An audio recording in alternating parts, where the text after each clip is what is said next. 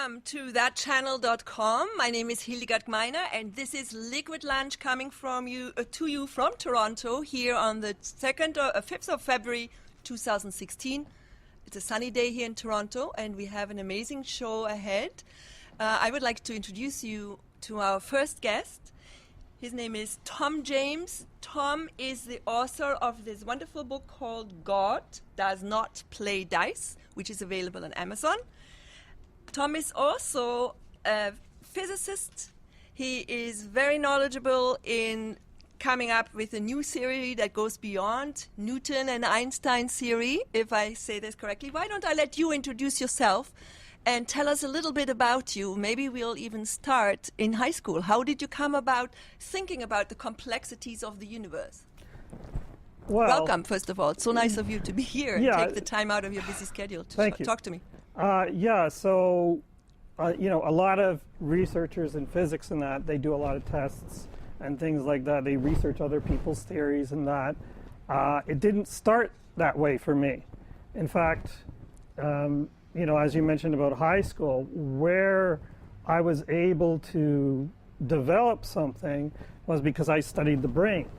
And, I didn't know I was going to study the brain, but in high school what happened was I thought I was smart. So I went into high school, I met a guy in a chess club, and, I thought I was good and everything, and this guy didn't just beat me, he embarrassed me. He totally, every time. Later on, I found out he was one of the chess masters of the world, but at that time, I couldn't figure out, how did he beat me? So I started thinking about thinking, how does the brain work? And I came up with a simple formula for coming up with new inventions. And it's very simple.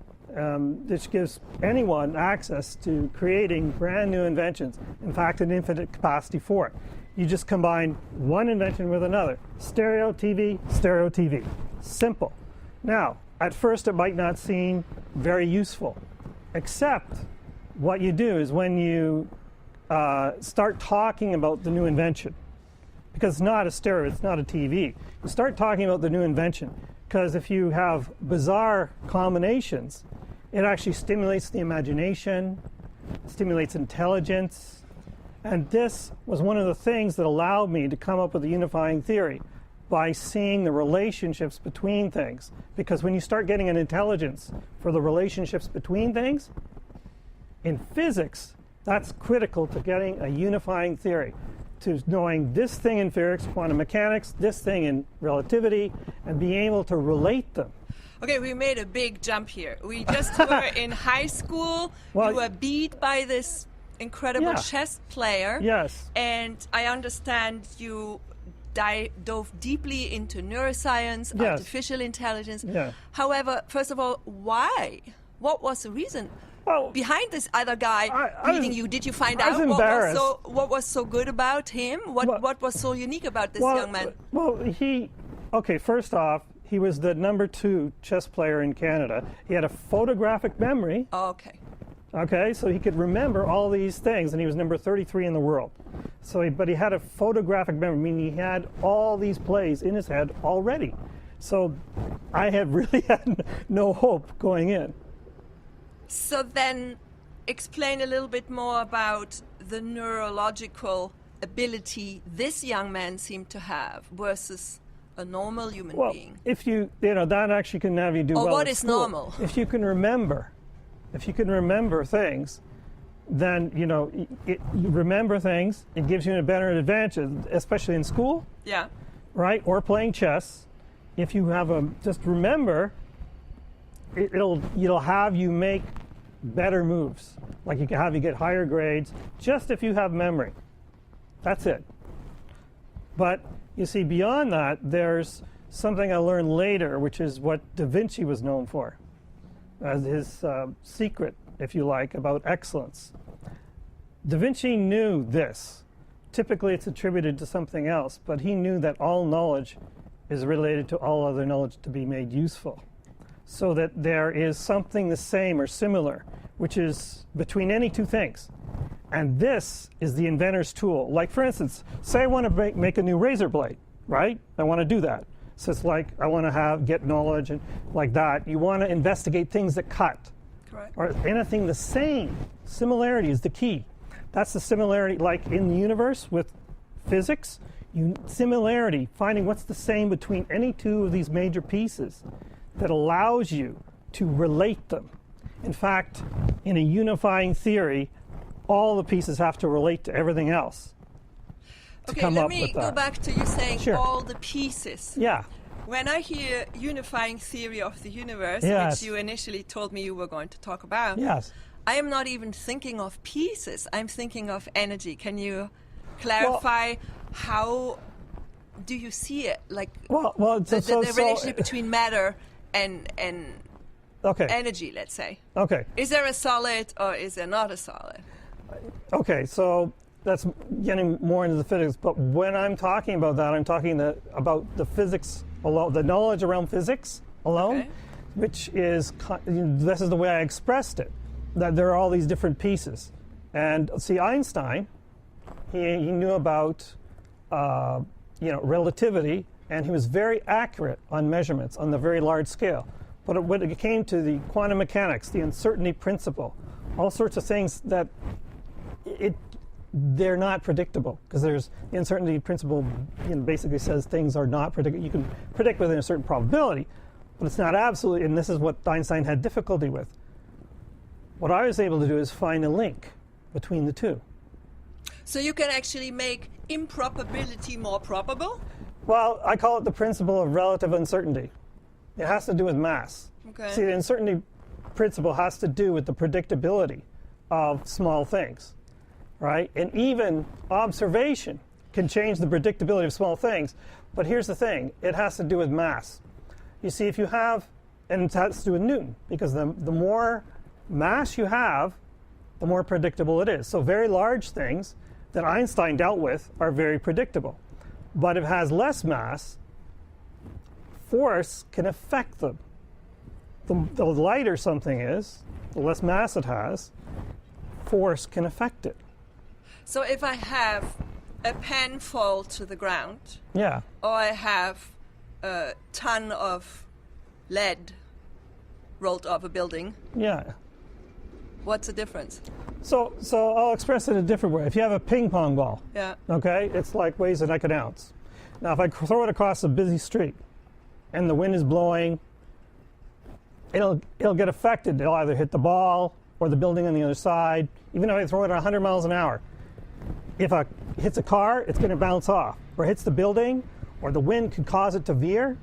But if I take that same ping ball, same size, and that's now 100 tons, and I throw it at 100 miles an hour, not even the building will stop it. Nothing will affect it.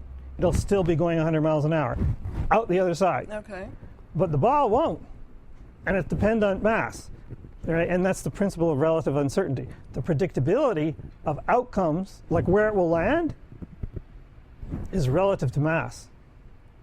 Right? And that's a big, important thing. It really is. Because it makes quantum mechanics and the uncertainty predictable, a predictable phenomenon. So please clarify for us who are not physicists Okay. and who haven't studied all of that. Yeah.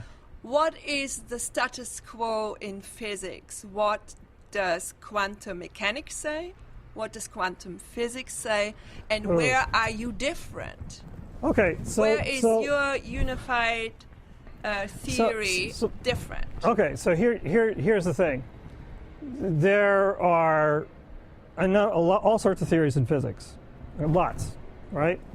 But when you go back to the beginning of the universe, there either matter existed or it didn't. Now, if you talk about the beginning, people don't think matter existed. But if I talk about the beginning of this universe, there's theories called the Big Crunch, Big Bang, where all matter comes together, and it goes and it explodes, and it comes back together in a cycle. That's called Big Crunch, Big Bang. So either matter existed or it didn't in the beginning of our universe. It's like one or the other. Okay, not something else. It's like one or the other. And a lot of theories are based on that there was no matter. The Big Bang theory, no matter. A lot of other theories, no matter. The universe started off as a singularity, expanded, right? And it was very hot, and it started very small. The problem is something is around Occam's razor. You see, I don't know if anyone's heard or you have heard of that, but Occam's razor is kind of like it's raining outside, there's thunder, it's dark, you hear all sorts of wind, and there's a flash at your window. I mean, is it a real estate agent taking a picture of your house because they thought it was nice to put in their newsletter, even though you didn't ask one? Or is it lightning? Occam's razor says the theory with the least amount of assumptions is likely to be true, right? Like, it's lightning. It isn't someone taking a picture of your house. But you see, in the beginning of the universe, if you go look at matter versus no matter, that's what you're looking at, right? So you have a singularity.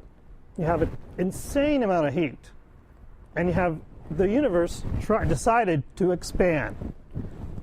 There's no cause-effect. You have to make an assumption about that. You have to make another assumption and another assumption about that. Also, the universe is expanding faster than the matter we can see. That's why they theorized about dark matter, because they came up because there was no matter in the beginning. They theorized, oh, there's dark matter driving it. That's why the universe is accelerating faster, because gravity's pulling it. And there's also sideways motion, as Hawking said in his book, The Theory of Everything, right? There's like the universe isn't expanding uniformly. There's a sideways motion. That's another anomaly. And because you have so many anomalies, there's all these assumptions if there was nothing there.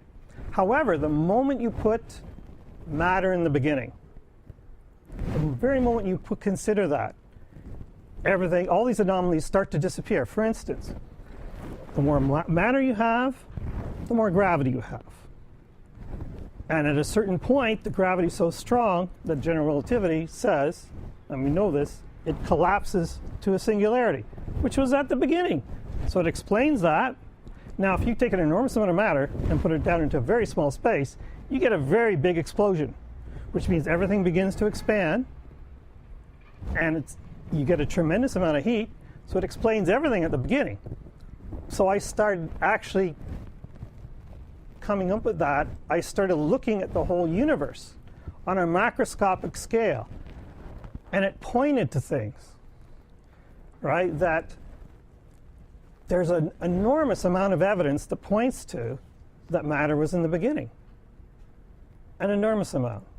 I'm actually building on relativity and Newtonian mechanics, because you see, if matter is in the beginning, Newtonian mechanics becomes very important. Force equals mass times acceleration. His laws become very important in the design of the universe. So as you're speaking, what comes to me is that there are certain principles that you were talking about now.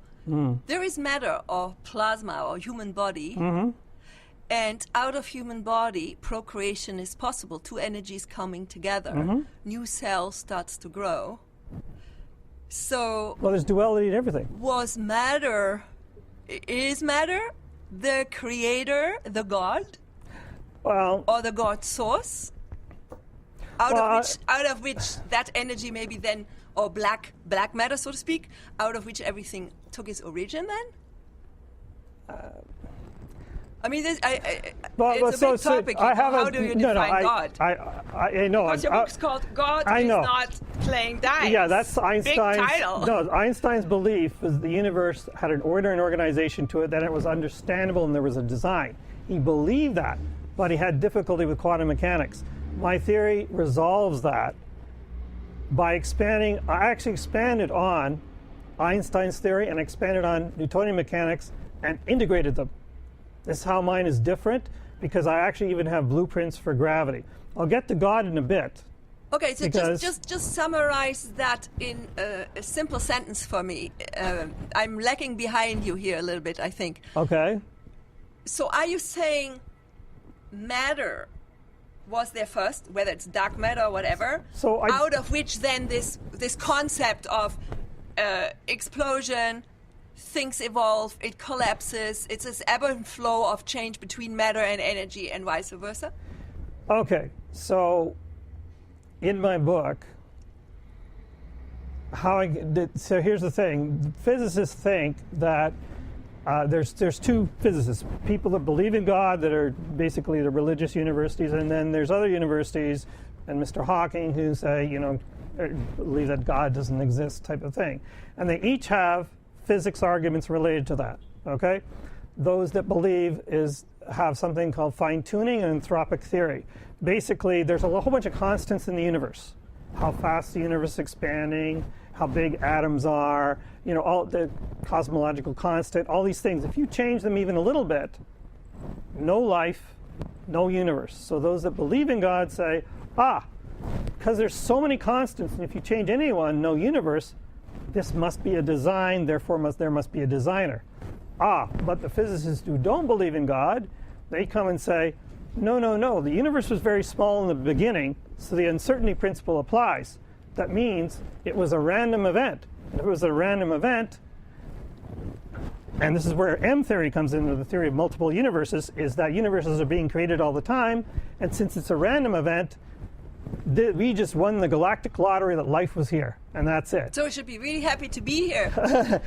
Yeah, exactly. But here's the thing. In my book, I actually point out that it wasn't a random event. It cannot be. So you are a supporter of the intelligent design? Yes, because here's the thing.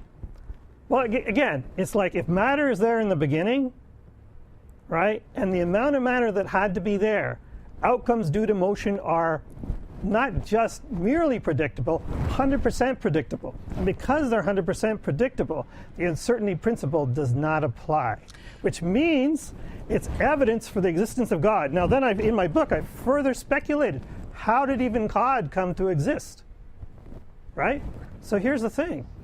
If the universe, say we're living now and the universe collapsed, okay, to a singularity, we wouldn't survive. But if we were around long enough time, we might evolve enough that we could. Now, we might survive like we do here. But if there were beings alive before the Big Bang, and they had evolved enough, they might be able to survive it. But the thing is, the only way they could survive is to be in every single thing. So there would be sentience. You're giving me the clue everything. To how does the rubber hit the road here? Because what I hear you say is that it takes a certain amount of awareness or knowledge of what it means to be a human being and how to use this instrument in a way that I could actually not go through life thinking stuff just happens to me by chance, or some people are more lucky than me, but you could actually create certain probabilities, and you can control the probabilities of a certain outcome. Yes. Is that what you're saying? Absolutely. Let's talk a little bit about that. Well, because earlier I heard you speak to a colleague of mine here, Lalo, and we talked about past traumas. Yeah. And, human beings have their challenges, okay? I can only speak about myself. Certainly have a lot of challenges. And how did you take this very complex theory and simmer it down to how does it affect us as human beings, and how can we be more in control, quote unquote, of our lives? Well, what is the implications? Like, what do you want? You had a reason to write this book, maybe to give a message to physicists, but there may be something else. No, but so there's some very practical things about what's in there. My first insight that led me to everything was Einstein's formula, E equals mc squared. That gave us the atomic bomb, but also gave us nuclear energy. At the moment the atomic bomb exploded, it became real. It's not just a theory anymore. Small amount of mass can be converted into a large amount of energy. My first insight is that if you go the other way, convert pure energy into matter. It relates to the beginning of the universe, as they said. But you see, when you have matter, the moment matter exists, it has gravity. You cannot have matter without, they're inseparable. So I could put gravity into the equation. Why this is profound is not only does it relate to the beginnings and origins of the universe, but inventions. So this represents reality. You can actually have inventions that now have gravity involved. You could have nuclear-powered spaceships that create gravity wells and pull it along. You can have anti-gravity, anti-pollution devices. It makes all sorts of inventions. Clean energy devices, right? This is, one of the other things, right? And I understand your company, Earthcare Inventions, is into these type of Well, yeah, I want to start. inventions, yes. It's a startup. I'm seeking funding from the government right now. They've contacted me. They want to talk to me about it. It's to make all sorts of inventions related to that that will help humanity. You mentioned you have a technique, like a meditation, where people can overcome old patterns, old programs, that you based on what you've learned in developing your material? Yes. It actually is a side thing that was happening at the same time, a challenge in my life. And I participated with Landmark Worldwide, who does a lot of coaching, and I made a discovery. And I was able to confirm it with Edgar Cayce, and then I was able to help people and myself in my own situation. And if you want, I can do the meditation for you. Okay. We have about 4 minutes. Okay, so does that suffice? So if you just shut your eyes and relax, and if anyone is listening to this out there, you should be not in a car, in a nice, quiet place. So this is for people who've had childhood trauma or violence or anything. This can change your relationship to it completely. Just relax. Quiet, and just remember that event, whatever it was that got you so upset when you were young. Just remember that. Since you were young, you're not to blame. You're not to blame. You are not to blame. You were only a young child when this happened. In fact, if any other child would have been in that situation, they would have been angry, frustrated, blaming themselves, crying. You're not to blame. And if you imagine a child in front of you, just for a moment, who looks and sounds and behaves just like you, just imagine if that happened to that child, they would be crying, upset, angry, and there's nothing wrong with that whatsoever. They're not to blame. And there would only be one response from you if you saw a child and you knew that that happened to them, that child in front of you. You would give them your love. You would embrace them in love. You would love that child with all your heart and tell them everything was going to be okay. And as you embrace them, embrace yourself. You weren't to blame, and you're a being of love. Accept yourself for who you are. Love yourself. And gradually, when you're ready, open your eyes. So I saw myself with curly little hair. Mm-hmm. Yeah. Light blonde hair. So this is, who is this? Is this my true self? Is this my inner child? Probably that, your inner child. So it's who you were when something like that happened. And the idea, although, we've only done this in a couple of minutes, in a longer, deeper meditation with sensory information, it can help. Okay, and at least the understanding can help that, when you're a child, you're not to blame.